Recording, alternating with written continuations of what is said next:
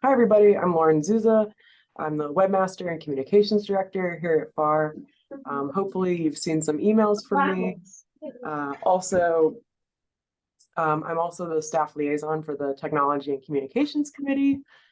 So that's why this roundtable has come about, is because we've noticed these tools growing in popularity. Leanne Black on the call here is also our chair of that committee. If you'd like to get more involved, we'd love to have you. We discuss really all the time, so it's a fun committee to be involved in. So I see Leanne put in the chat, she's using it to generate listing descriptions and marketing materials as well as blogs. Brittany Lee has been using it for listing descriptions and email responses. It's pretty awesome. I agree, Brittany. So we got 2 people using it already. And you guys, which one are you using primarily? Are you trying it in a couple of different programs or just ChatGPT? I think that's the most popular one right now. And I actually have a list of popular ones to share with you guys. So I'm gonna go ahead and share my screen. And again, it's a round table, so interrupt me, ask questions. Let's do it. Lauren, I started out using Canva, and I started that way because I couldn't get into ChatGPT because they were just so overwhelmed with the number of people signing up. And now I'm into ChatGPT, so I've kind of transitioned to using ChatGPT more. That's exactly how I got into it as well. What's the chat box? How do we keep that up? There we go. Okay. Joyce says she's using it for listing descriptions and email replies, just ChatGPT. Emily's using ChatGPT for marketing, general social media posts and emails. Those are all great uses. And Sarah Carey says, let's recommend some. So we've got plenty for you, Sarah, today. Brittany says same, ChatGPT. Okay, so I shared my screen with you. This is a list of some of the most common ones you're seeing right now. I think the big difference in the major ones right now is whether it can access the internet or not. So that means, like, say, for example, you're asking it to help you write with a blog post. If you want it to kind of look at what you've already written, you might have better, if you don't want to copy and paste previous blog articles, for example, into one of these services to learn your writing. Some of them can access URLs and the information on that page. Not all of them, only Bing Chat and Google Bard right now are those that can access information on the internet currently. ChatGPT was trained for up until like November of 2021. So I believe that's where its historical information kind of stops.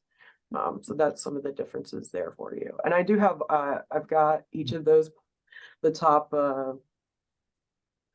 the top 4 pulled up. But actually, I'll pull up, I'm in Canva right now, so we can always use Magic Write anytime. And most of you guys have probably been using that a little bit. But before I get too deep, I did want to say thank you. We do have a sponsor today. It's Fredericksburg Today. So if you're looking for a local news source, go to their email, their Facebook page, their website. They do a great email newsletter that comes right to your inbox every day. So that's Fredericksburg Today. All right. So Sarah, yeah, go ahead. I want to speak specifically to what Sarah said. Sarah, Canva is a great way to learn how to use AI to write prompts and listing descriptions and all of those things. I found it to be really helpful to me when I couldn't access ChatGPT, just because I was already in Canva doing other marketing kinds of things. So it for me, starting out in Canva really did make sense. Thank you. I make a joke that I've been married to Canva for 5 years and our anniversary is this year. So I'm more comfortable in Canva, but I'm still learning with the new features. But I did do like a social media batch post. Like I did the Magic Write and it came up with all these real estate captions or content for the post. So I have one experience of using it, so I'm excited to hear about the Canva feature. Yeah, and that's a great one. I can go ahead and pull that one up as well. Well, and while you're So- doing that, Lauren, I want to just throw something else out there. We did a training class at my office on using the Canva Magic Write, and we had people in the class that had both Mac operating systems as well as Windows operating systems. And we don't know why, but the output, the paragraphs, the information that was generated was very different between the two operating systems when we used the same exact prompts. Yeah. So I just pulled up hopefully you guys can see my screen. I just pulled up a Canva document. If you click on the plus sign that's there at the available the text, you can see Magic right there. So you click on that, you can it says use 5 or more words to describe what you want to write. So these prompts that we're about to talk about, so I'm gonna go to my next slide. I tried to make you a handy dandy formula. So this might look a little small, but basically you're going to start off with telling the robot, the chat program, what is its role. If you're doing something with marketing, if you're doing something with email, you might need to switch from maybe a real estate marketing expert to an experienced customer service agent. If you need to really give that role some expertise. I'm gonna mute you down there. All right. So does this kind of does this make sense if you guys are looking at it? The what you want to have it create. So basically, you are let's Yeah, do it. it's Real estate like marketing. navigating Magic Write in Canva. I see what you're and, saying. Yeah. Chat GPT on how to write listings better. Ashley, would you repeat that? Joyce sent us both a link to schedule. Yeah, let me register. Okay, I'm gonna mute you, Ashley. It doesn't sound like you're asking. So basically, Lauren, what you're saying is when you want, this is the formula that you use to get the output. So you start typing, I am a real estate marketing expert and I want to create a video script in a professional tone that does not violate fair housing or whatever it is. Am I understanding? Exactly. And that may seem like a lot of information, but as soon as you start using this tool, you realize the more ambiguous and vague you are, the less good of answers that you're going to get from it. And that's pretty much across all of them. So I know that seems like a lot, but I also made up I had Bard write me a mnemonic device, so it's not too difficult to remember. Got an alarm going off over here. I would Susan. Maybe she's in the waiting room.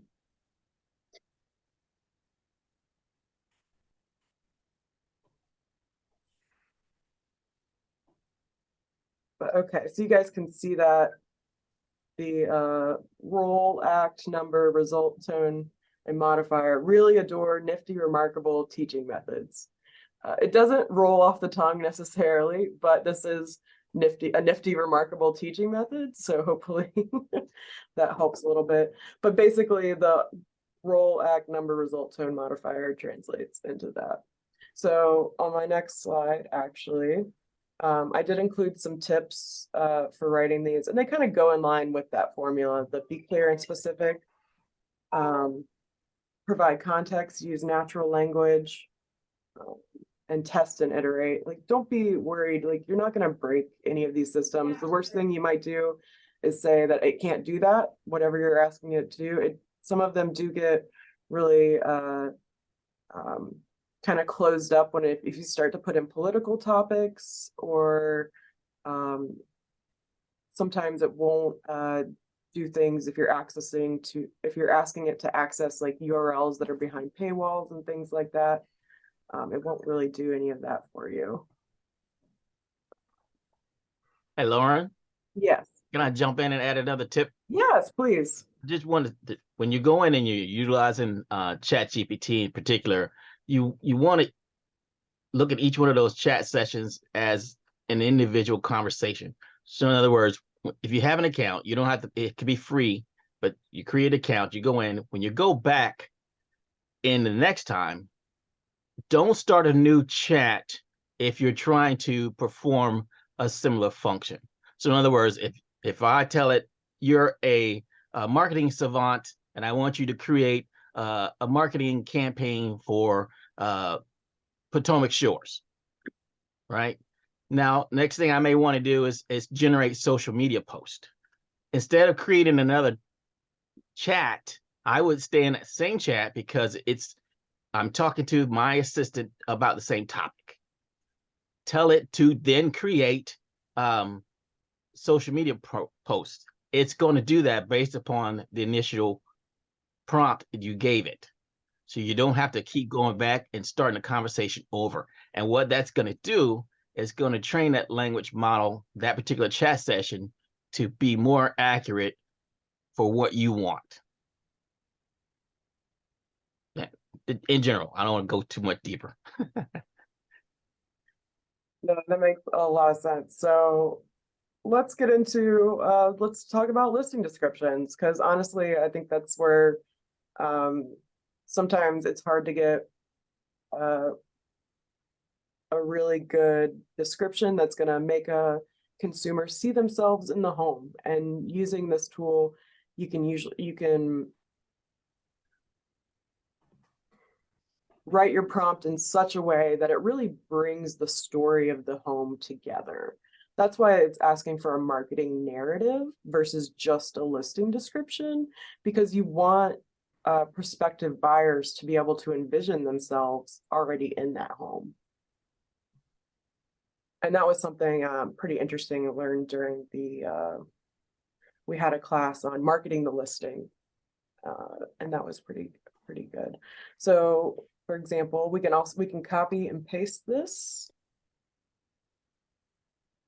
Let's try a couple of these programs. I'm going to start with ChatGPT. Actually, let's start with Canva because that's the one most of you guys have probably been using. So I'm going to start with, you are a real estate marketing expert. And I apologize for the sound of my keyboard. It's pretty loud. Okay.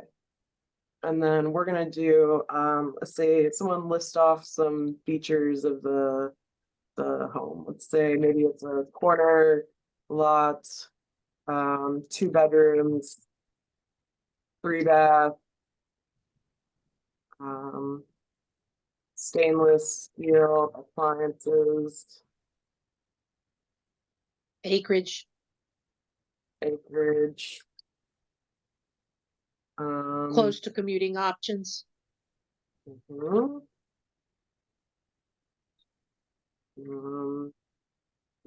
It's a detached garage, just because.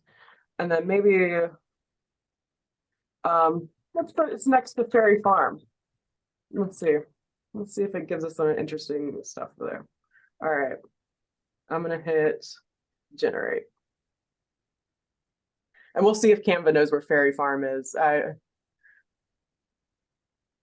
All right, welcome to your new home. This charming property is located on a spacious corning lot, giving you ample privacy and plenty of space to spread out. With 2 bedrooms and 3 bathrooms, this home is perfect for a growing family or for anyone who loves to entertain guests. The interior of this home features stainless steel appliances, which are not only sleek and modern, but also easy to maintain. You'll appreciate the updated finishes and attention to detail throughout the home, giving you a sense of luxury and comfort. One of the best features of this home is the acreage it sits on. You'll have plenty of room to roam and enjoy the great outdoors. And with a detached garage, you'll have extra space for storage or to work on your hobbies. But that's not all. This property is conveniently located close to commuting options, making it easy to get to work. So you can kind of see it did figure out what Ferry Farm was, so that's kind of cool. It knew it. Saves you a little bit of work there. Schedule viewing today and getting ready to fall in love with your new home. So not bad, right? For copying and pasting, what was that, 20 seconds of work? Yeah.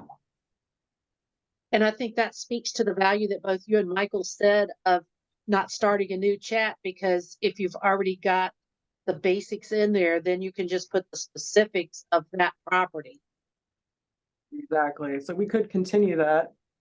Let's say, for example, and I wonder if I needed to start here. I'll admit, I haven't done much with Magic Write since I've been able to get into ChatGPT. Me either.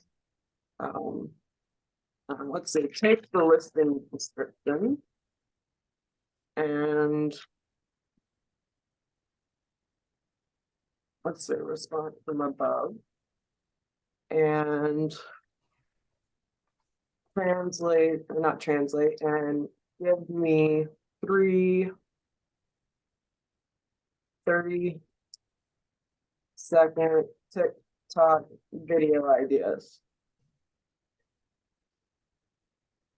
And we're going to hit generate.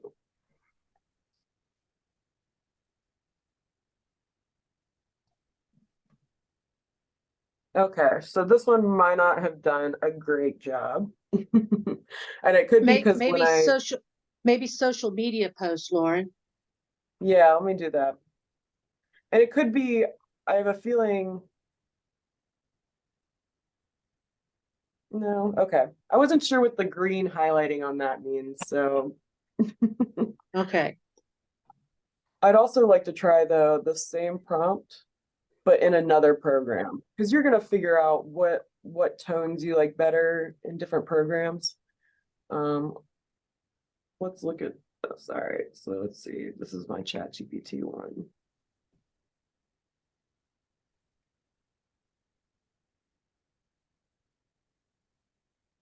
I have realized that for my stuff, it's a little wordy, so you may want to think of limiting the number of words or characters.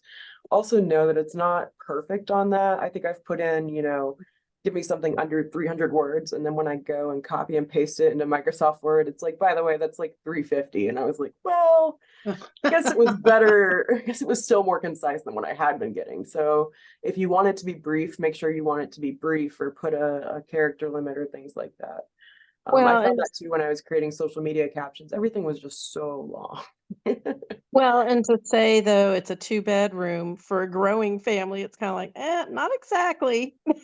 Right. So you're always going to want to review this, even though you said do not violate fair housing, you can't trust it not to. Right. Exactly.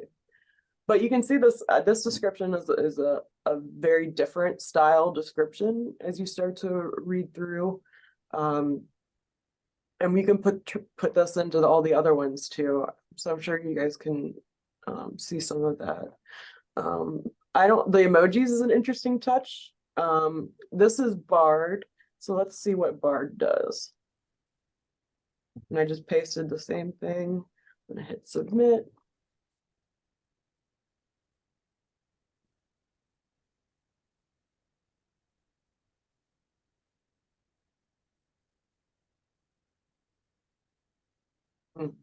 So again, kind of having some issues with the fair housing violations, but as long as you are reviewing your content, you know what to look for.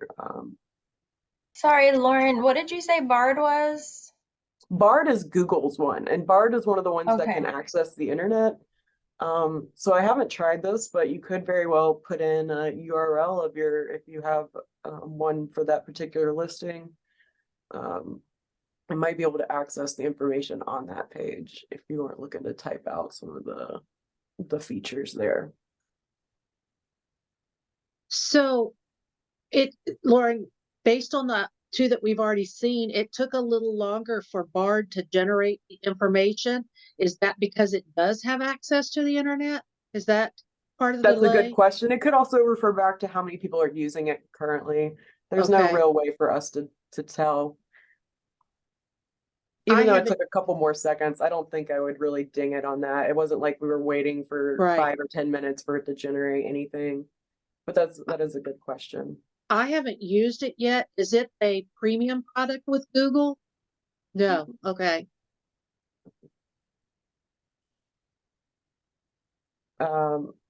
Microsoft has also added ChatGPT to Bing. So if you're a Bing user, you can start chatting with Bing as well.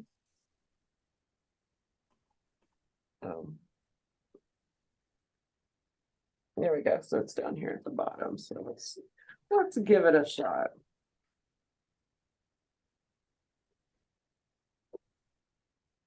This will be my first time trying Bing, so we're all learning something along here today.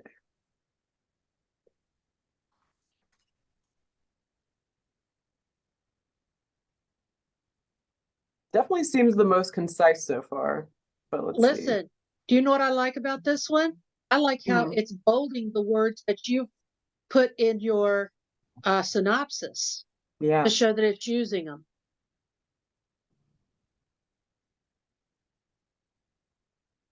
pretty interesting. So you guys kind of get the idea behind the listing descriptions then. I think the real power in it is going to be, I heard Matthew Rathbun talking about this example the other day, and I apologize because I'm going to paraphrase because I don't remember the complete story, but there was a home where this lady had lived in it for a really long time, and I think she was a piano teacher or something along those lines. So she had, and I might be getting two stories confused, but the gist of the story is the same. She had like three big pianos downstairs in her major living room, and then I think she had a son or grandson come from Europe somewhere, and now he's like a master piano player, but basically the whole marketing narrative around the house wraps around the music and the history in the house. So you can imagine how that gives just some character to a house that you wouldn't have thought really had that kind of story behind it. So it's kind of neat. Good morning, everyone. Good morning, Bruce. I've heard the story. So what happened, actually, the son was killed in a tragic car accident. And she was from the islands, Trinidad, Jamaica, something of that nature. And so when they saw all of this, Matt did not know the back page to the story. And, the concern was when they got the listing, they were like, why is all of this piano equipment and pianos in the home? And so they went and found the house, or they went to visit the family, I believe, Lauren. And in doing such, they found the story, and he framed the listing all around that story. He told that story is what he said in the listing. And That's really cool. Yeah.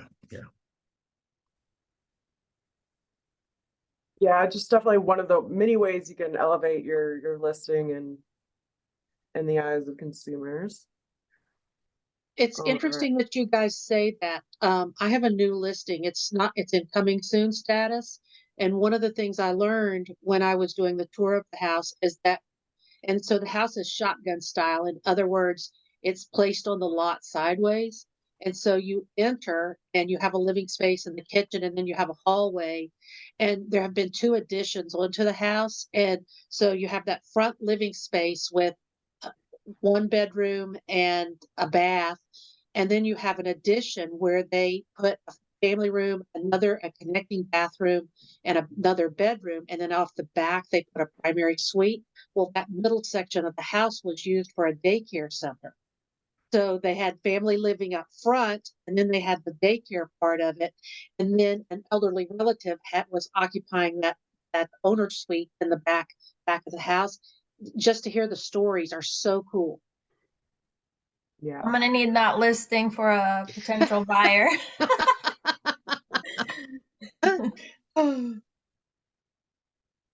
Yeah, and I don't know about you guys, but storytelling is the #1 trend in marketing right now, whether it's for real estate or whether it's your 15-second TikToks. It's definitely a skill to grow into, but thanks to these AI tools, you know when you've read a good story, right? So you kind of monitor the output it's giving you. So let's go on to Claude. I haven't done much with Claude either. So I'm curious how it's gonna react. And while you're doing that, I have two questions. One is for Michael. Michael, which of the AI tools do you prefer? Primarily a ChatGPT, and mainly because of its API. I do a lot of Python, and I use its API to do most of my chat. Okay. And Bruce, I have the same question for you. Which is your preferred AI? So let me say, I just yesterday met with our IT person, and he's excited me, if I can use that phrase. I'm so excited, Michael and everyone, about AI and what it can do for our business. So I'm just using really some preliminary AI stuff, but we're merging this with our listings. I know one of the items that, not to not answer your question, but one of the informations that he shared with me is YouTube's shorts. You talk about stories now, and YouTube as Michael and Lauren and many of you probably are aware, this new YouTube shorts is the answer to TikTok.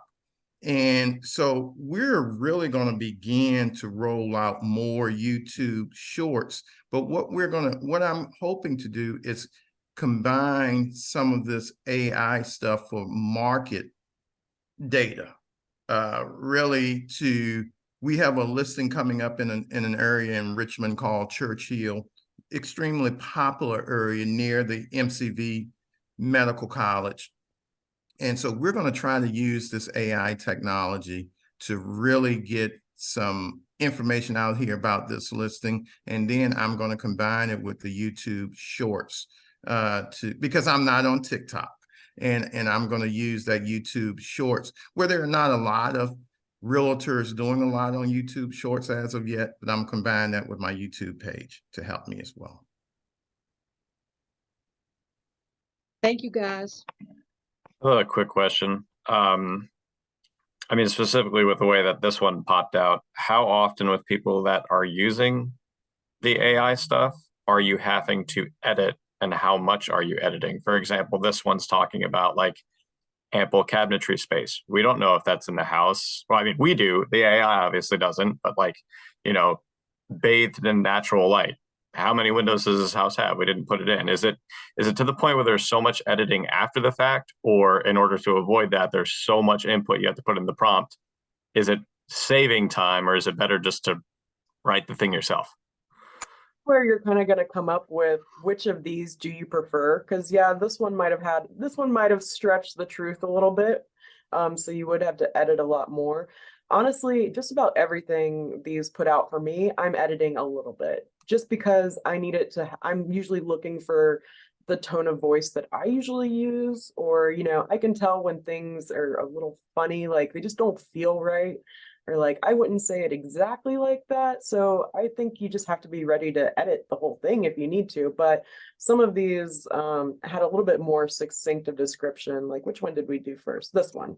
So this one I think is the one you'd have to edit the least. So this might automatically make Bing your favorite listing description writer. Yeah, I was gonna say I liked seeing that one, just because I mean it seems, I don't know if this is, I know very little about AI, but what I would assume is it's just taking from information that it has based off of previous listing descriptions and using that information to try and come up with how it's done. And there's a plethora, I'm sure, all over everywhere that is just vague and wordy, whereas it's not as much substance as much as adverbs and adjectives.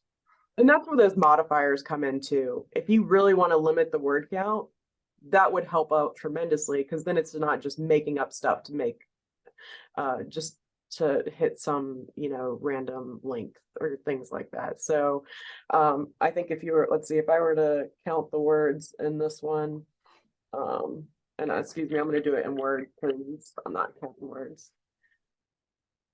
I'll do it over here. So like the word length on that one, that was 130 words. Basically, every time I use ChatGPT, like I said, it tends to give me a lot of words. So I try to always limit what it's giving me, especially because what I'm doing most of the time is mostly social media marketing. Yeah. And no one wants to read a book while they're scrolling through. So that's really where I do it. But again, if things come out like not exactly in the tone you want, and we'll switch from listing descriptions to some of the more marketing ones so you can see how it handles those too. So If I can add to that, Yeah.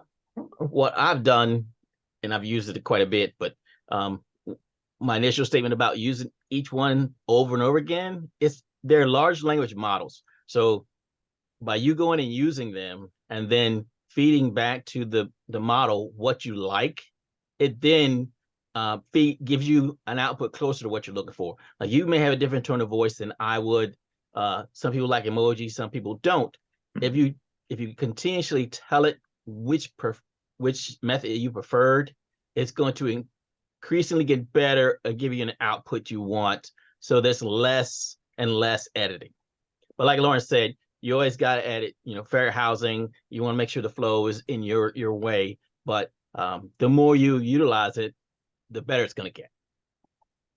And I'd like to add to that also that when we go into houses, specifically speaking to listing descriptions, we have a better idea to put in the information that we see about a house. And so this is taking some liberties because the information is not there. In all likelihood, that what we put in there is going to have more information that gives a better return on the description.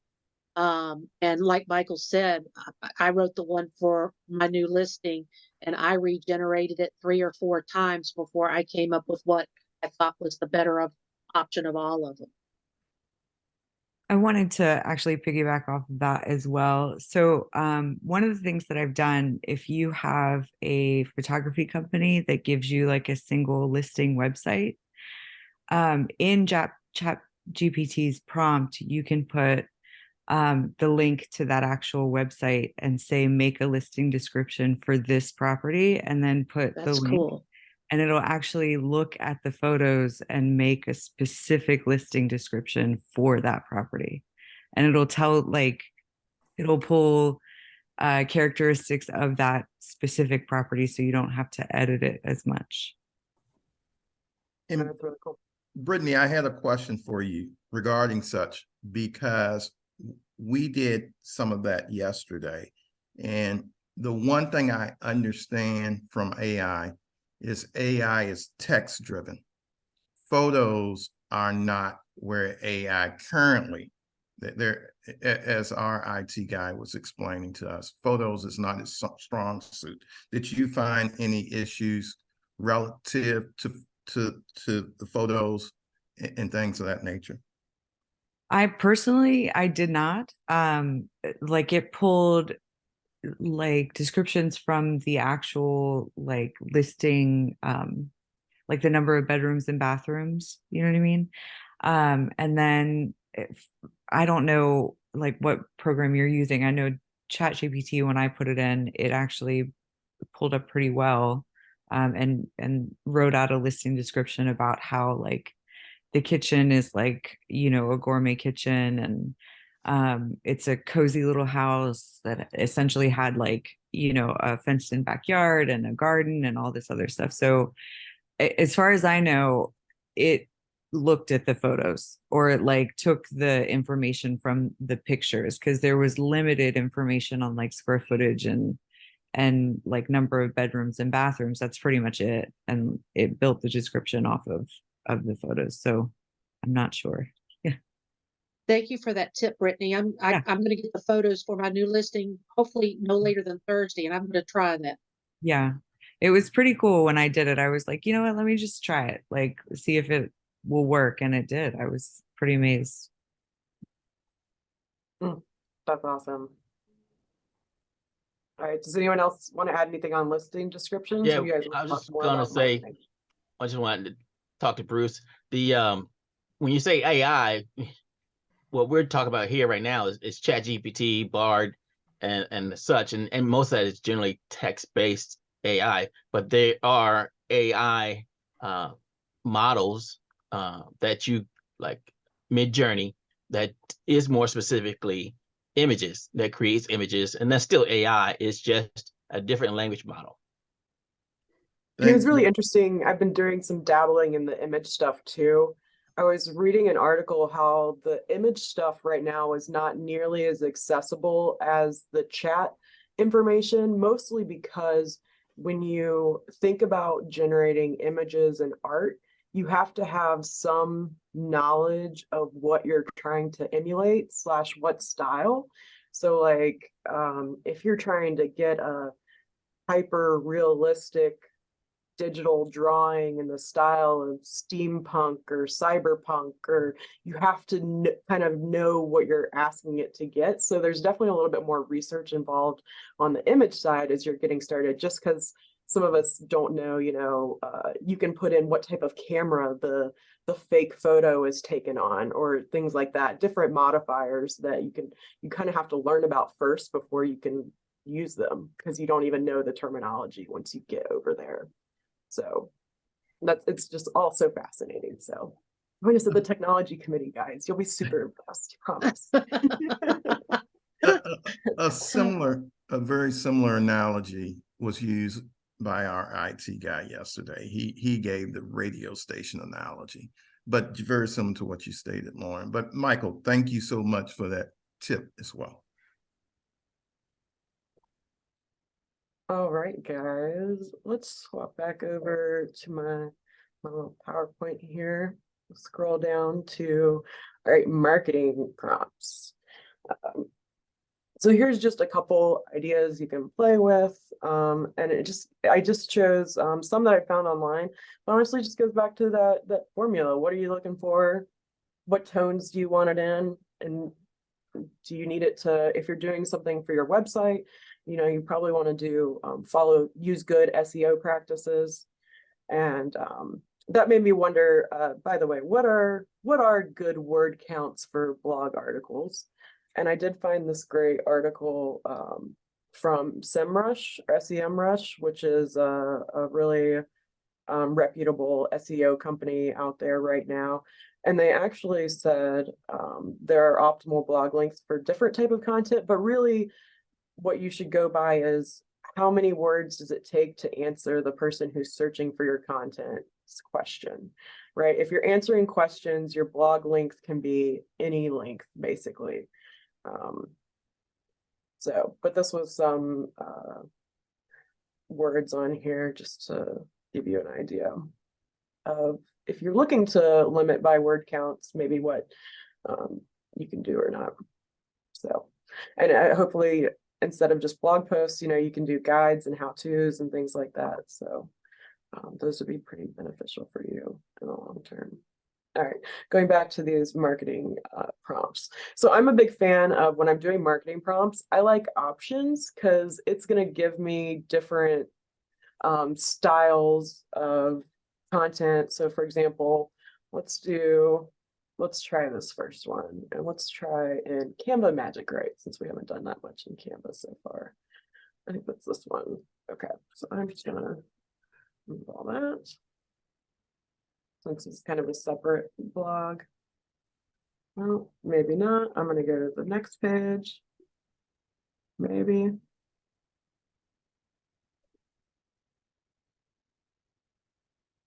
Or I'm gonna create a new document. I'll clear these out later. Okay.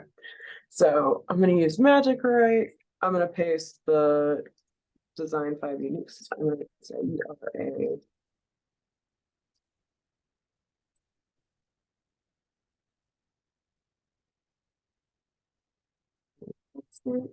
Design 5 unique topics for Instagram stories, or let's say for YouTube shorts. That will engage followers, since that's what Bruce is focusing on now. Generate.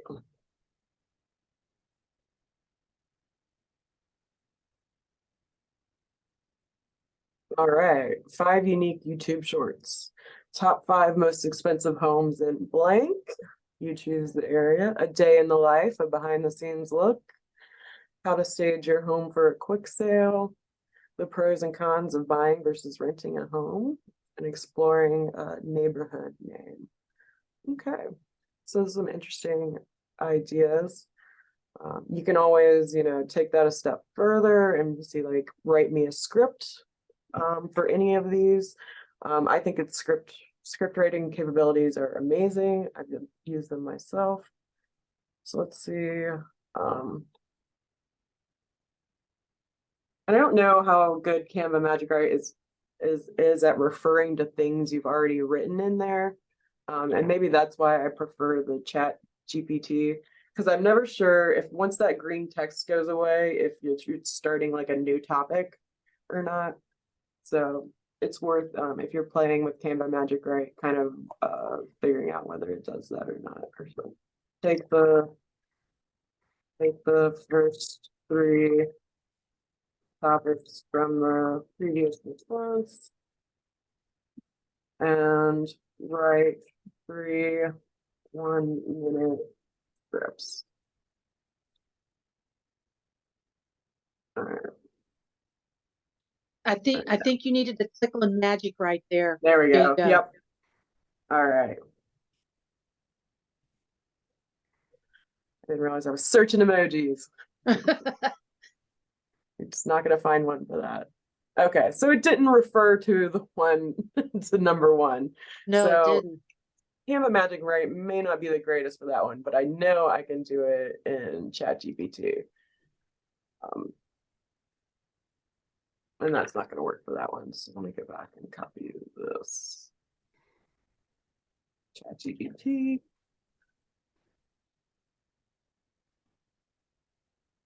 All right, so now we've got some different suggestions. Hidden gems in your city. A day in the life, so that was similar. Home improvement hacks, quick fixes to boost property value. Luxury living, okay, I did suggest that one. And real estate trends 2023, what to expect in the market. Interesting. All right, so I'm gonna say take the first topic from the previous response. And give me 3 1-minute video scripts. And some people write, please. If you're worried about the robots taking over, you may want to be super nice to it.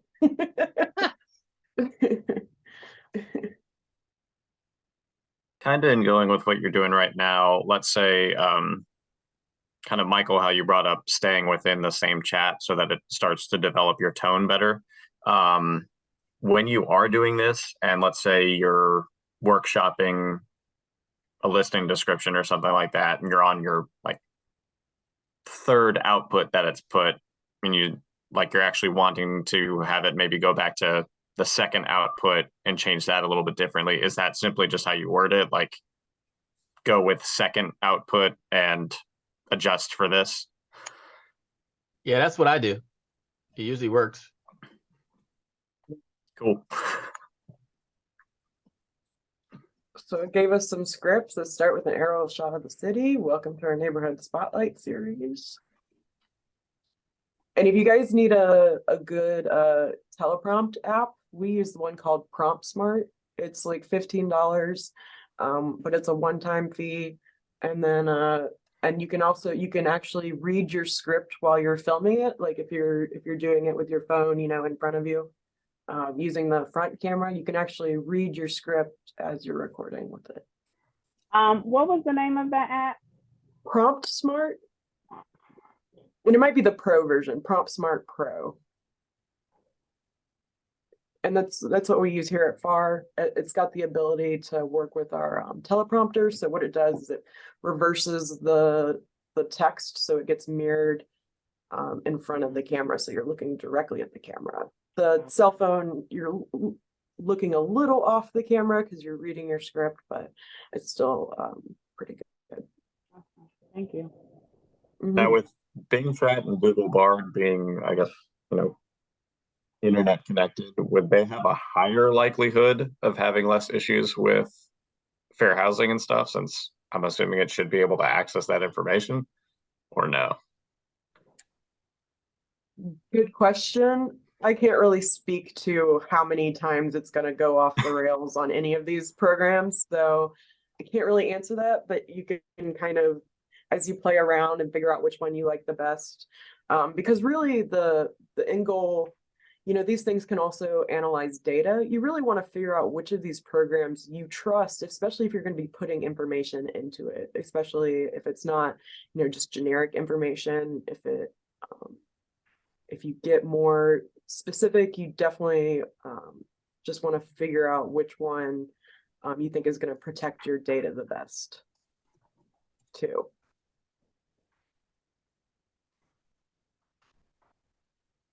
Hopefully this gave you some ideas, Bruce, on your shorts. This is really good information in these scripts. Really good, really good. Michael, with the property tour description assistant, that's just what you are. Explain that a little. What is that property tour description assistant? Okay, so one of the things I'm starting now is trying to do some property tours to increase my YouTube channel. But when you go do a YouTube or even an Instagram, whatever, you know, you got to put in a description. So instead of trying to come up with a engaging description myself, I developed this prompt. And the brackets are obviously where you need to fill in your information or whatever you want to put in for there. And then I would just copy and paste it, put it in there, and it'll shoot out a description that you can add to your YouTube post, your Instagram post, your Facebook post, wherever you want to post that particular text with your video. That's what I use it for. Did I answer your question? And let me just follow up on that question. Okay. So where am I? Is that Chat GTP that you're getting? I'm sorry. Yeah, that's chat. I use Chat GPT mostly. So. Okay. Okay. Cool beans. Great tool. Great tool, Michael. Great tool. Right.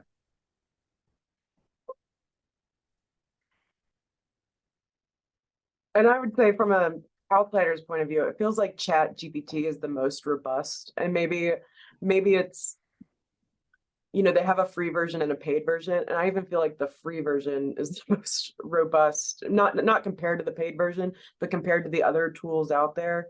It's just right now it's the front runner. I think they announced that it's going to be able to analyze photos very soon, if not already. They've made the announcement that that's happening. I just don't know when it's going to be available to the public. So it's really neat listening to all the headlines about these sources, because they're making advancements and updates and every day. And I know at the last roundtable, you know, we had questions on like, if you're using these tools, do you need to put a disclaimer on them that you're using AI? And right now the answer is legally no, because the lawsuits and things haven't caught up to the speed of which this new technology is being developed. So everyone's kind of in a wait and see, but until then, there's really no restrictions on these tools other than what the creators of the tools put on them. Yeah, that's gonna be, for me, that's an interesting and offshoot, but just to try and figure out how do you claim you're using or not using something. It's just like if you use spell check, right? You didn't spell check it yourself. At what point do you say it's okay, and or if it's not okay, that I need to tell you that I did it? You know what I mean? So it's hard for me to wrap my head around how they're gonna to come up with that legislation. Yeah. And I think in terms of, especially for fair housing, if you know that this is elevating your listing descriptions, use it on all of your clients. Don't just use it on some or few, because that's when you're opening yourself up to fair housing issues and discriminatory practices. If you're going to use it for everyone, not just a few.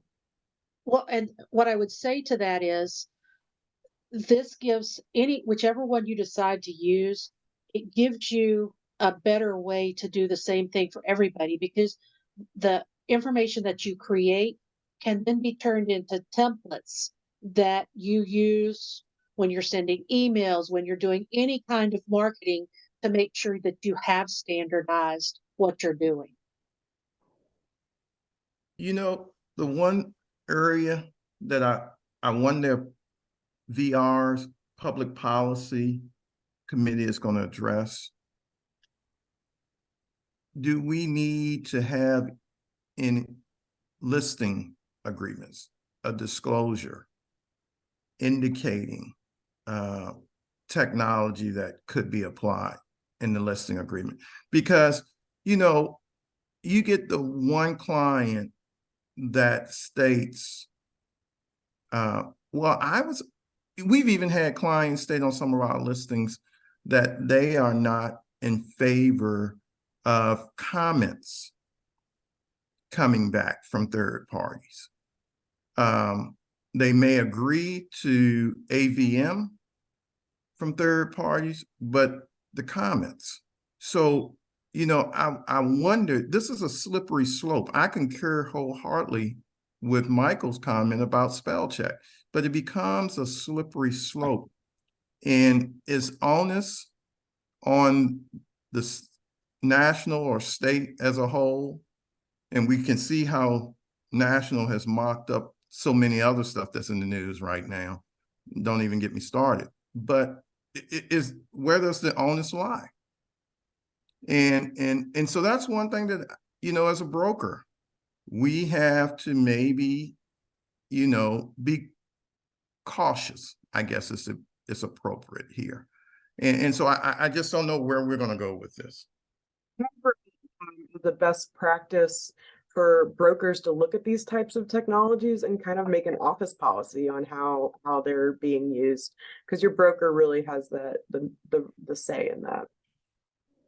I don't remember, and I've only used Canva and Chat GPT, so I'm thinking it's probably Chat GPT.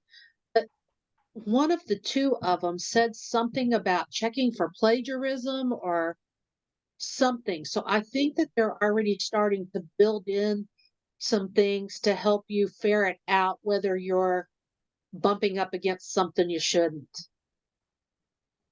Yeah, when you open Chat GPT, one of the notices it gives you is that you should proofread it, and that it could potentially give you erroneous information. There's like 3 or 4 different notices that pop up at the beginning, just as notice to you as the consumer. But I think ethics, your own personal ethics and group norms, are going to be the only way we're going to moderate this. You have to have a certain level of ethics in order to be able to manage your day, your life, and I don't see how we're going to manage it any other way. I'm just wondering if there's anybody out there who's using it to develop marketing templates to walk buyers and sellers and landlords and tenants through the process. So in terms of, you know, you've done the listing presentation and you're going back and you have them sign the listing agreement. So a document that says here are the next steps. Why will my mouse go back over to my big screen?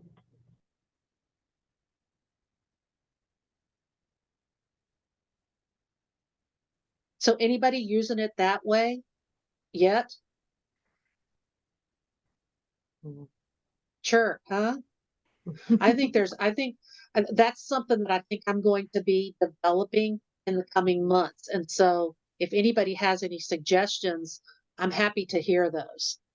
I feel like that makes a lot of sense. I mean, if you're going to have templates for things anyway, why not be using the best, you know, information / content you can for those? That makes sense.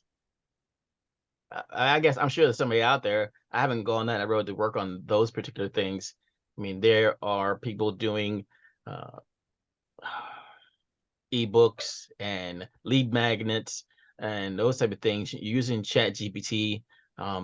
You can even get it to create a website for you. So, I mean, it's a whole lot more than just creating listing descriptions and blog posts. So, but as you get into it, you'll be able to see and explore the possibilities. Yeah. And then there's a good point too. If you ever wanted to copyright any of that, you can't. Right. So it's something to think about too. Not that, I mean, is anyone really copywriting that kind of stuff? I mean, a lot of it, yeah. there's only so many steps in the process of buying a home or selling a home. You can change the flavor, slightly change the description, but per state, right, the process is the same. So copywriting, because I did it my particular way, I can still do that. You know what I mean? I'm using this tool, I add my flair, I could probably likely still copyright it. But we'll see how that copyright court case works out, because right now it's a no, you can't copyright anything that AI has helped you generate. So yeah, we'll see. One other thing, caution against is don't use AI to draft contracts. I saw that written down somewhere and I was like, oh gosh, please, hopefully no one is doing this, but don't do it. Okay. And then that was all of that. I did have one slide we didn't really get to. You can use chat, any of these programs to rewrite emails, generate call scripts. If you want to practice, role playing, or what could someone possibly say when I say it like this? And if you want, I like this one, be polite and persuasive, but do not sound aggressively salesy. Like, I am not a salesy person, so when I try to be salesy, I just feel weird. But generating these types of scripts can help you kind of develop that tone of voice for yourself too. Interview questions for an assistant, things like that. So again, this PowerPoint is saved in that Google Drive folder, so you can access anything on here. I also included, we didn't really go into some of these prompts, but let me show you this other document that I got from Matthew. This is what he shared with us for some of the conversation today, and that's in that folder as well. So this is his guide, and actually you'll recognize some of the prompts that I used to be from his stuff. Basically, he included the less than 750 words, used good SEO practice, a few emojis. So, oh wow. And then we've got some other options. This is the one this is the one I used in class, I think for the productivity class. So some of you might recognize that one. 8-minute YouTube scripts. Gosh, if people are watching your videos for 8 minutes, you're doing really good videos, you guys. Okay. New buyer onboarding checklist, agent promotion. So again, this document's in that Google Drive folder, so you guys can access that. And listing marketing. I thought an interesting modifier is that right at a 7th grade reading level, right at an 8th grade reading level, that's the average reading level in the US. So kind of makes a lot of sense. And then more prompts. So if anyone's got anything else to add. Oh, actually, how many of you guys, put it in the chat if you'd be interested in attending maybe a second session, a deeper dive into AI, maybe possibly getting into some of the image generation tools, generating tools, things like that. All right, Camille says, yes, I would love that. Thanks, Camille. So I have a question also. I'm always looking, and Michael is really good at this. He's on the forefront of some of the technology stuff. But what are you guys seeing that's new and great in terms of AI or video shorts or any of those kinds of things that make our job easier but don't cost or will improve our productivity? Anything? I have something that I was impressed with recently. I just play around with stuff. Like I said, new to Chat GPT. But I found a AI image generator app that's great for like headshots. It's high quality, if you don't want to sit for a headshot. It's called Rimini. I'll put it in the chat. You just put in 8 selfies and it comes up with all these different results. I think it works for males because I've only been doing females, but it looks really close as long as the selfies are good. It looks really good to your, like, similar to your image. And you can put different outfits, like a headshot or a full body shot. And it's been a game changer for our marketing because it just upgrades your professional look. You know, in this day and age, your pictures are all over Google. So I was trying to remove them yesterday and just make it uniform across the board. And I've been really pleased with it. So I'll put it in here. You can do a free trial for like a week, and then it's like $10 maybe a month. So I would just do the trial, do all the ones you can, and then cancel it. Oh, That's nice. great. Yeah, I love mine. Nice, Lauren. Yeah. So I would think, just want to add that there's a ton of new softwares that are incorporating AI into their existing programming. One of the ones I like now is Pictory, and I think I've introduced this before, Pictory AI, but they've incorporated an API to ChatGPT, and then add creative. One, you can take your blogs, if you're creating blogs for your website, and then create a video from that blog and then post that to your YouTube channel, so you can multi-purpose your content. Or if you have any other type of text, you can take and turn that into a video and add it to your YouTube or wherever you like. It's in any format, whether it be Reels, YouTube, or Facebook. And then add creative. If you're doing any type of marketing where you're doing ads, paid ads specifically, you can use that, and it's using AI to help you generate a better ad creative. So those are my two. Okay. All right, guys, that's the end of our time. Thanks. I will post the chat too into the Google Drive folder if you guys want to access that as well. And the recording will be out in a couple days. So thank you guys so much for attending. Be on the lookout for more great roundtables like this from the Technology Communications Committee. And I hope to connect with you soon. Bye, everybody. Thanks, Lauren. Welcome.